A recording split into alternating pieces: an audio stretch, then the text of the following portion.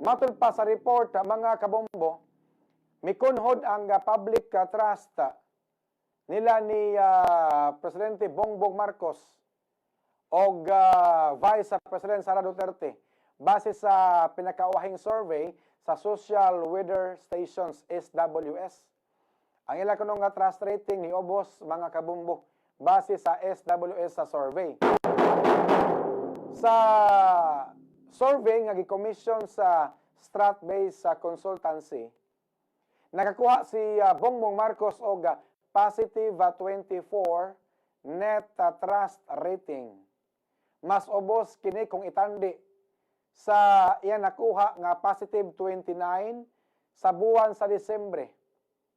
Onya positive 33 sa buwan sa Septembre o positive 42 sa buwan sa Hulyo sa nakalabay nga tuig.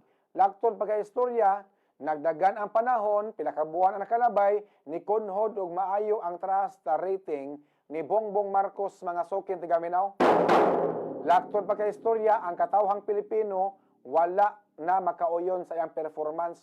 Daw sa na-discourage, mga kabombo, wala ma-meet nila ang ilang expectation sa performance ni Bongbong Marcos. Murag tinuod tong gisulti ni Duterte nga si Bongbong Marcos, weak leader. Huyang kuno nga leader, mga suking tigaminaw. Onya, sa laing bahin nakakuha usab si Sara Duterte og 19, positive 19 net trust, mga suking tigaminaw, no?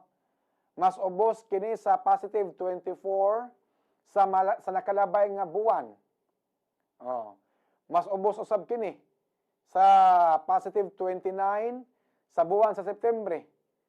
Ug mas ubos usab kini sa positive 45 sa nakalabay nga Hulyo sa tuig 2024. Laktod pa kay istorya, hasta pod ang trust rating ni Sara Duterte ni kunhod pod og maayo. Gikan sa 45, nahimong 29, nahimong 23, nahimong 19. Grabe ha. Kang Tatay Digong, wag gyud to moabot og line of 7. Kang Tatay Digong, mga sukit tigaminaw, 80 plus gyud to pataas. Ang trust rating ni Duterte. Grabe ang trust rating. Nakuha niya ang momentum, ang consistency from the very beginning. Nilingkod siya sa Malacanang hangtod na human ang termino ni Duterte. Mga kabombo, taas kayo yung trust rating. Ang survey gihimo niya itong January 17 o hangtod sa January 20, 2025, karon tuiga. Pinagi sa face-to-face interview sa 1,800 ka mga rehistrado nga mga botante sa nasod. Murag mauna ni ang resulta sa nagpadayon nga panagbangi sa kampo ni Bongbong Marcos, sa kampo ni Marcos o sa kampo ni Duterte. Kung wala pa ni sila magkasungi, dili man unta ni motibugsok og maayo ang ilang trust rating, mga suking tigaminaw. Tungod kay nasiak ang unit team, hinungdan nga naukay ang mga baho ni Bongbong Marcos o ni Sara Duterte, naglinabayay mas naglapok nga maoy usa sa mga rason nga nakita nako nga niubos ang ilang trust rating tungod kay nagsugod nagka-discourage. Nagsugod daw ka-discourage ang mga tao, mga suking tigaminaw. Usara ka presidente ang ako nakita nga consistent kayo sa iyang rating. So kad pagsugod hangtod nga nahuman ang iyang termino. Katurag yun si kanhi Presidente Rodrigo Duterte.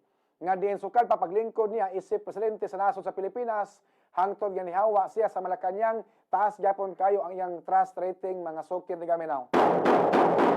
Pero yun na pa, mangutana lang ko. Mangutana ko, mga suking tigaminaw, unsa man ka credible ang kining mga survey? Katuuhan ba ning mga survey?